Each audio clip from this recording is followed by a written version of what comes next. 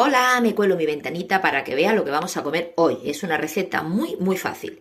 Bueno, pues he puesto láminas de patata, media cebollita también, lleva ajito, eso en la parte de abajo. Y por encima he puesto pollo.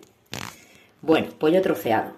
Le he puesto clavo, laurel, pimienta. Y ahora, bueno, su sal, como normal. Ahora lo voy a regar todo con aceite de oliva virgen extra. Nuestro oro líquido. Ahora le vamos a poner vino blanco.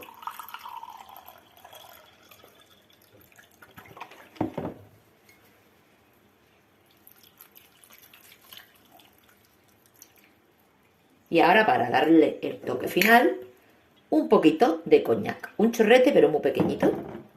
Ya está. Bueno, y ahora al horno.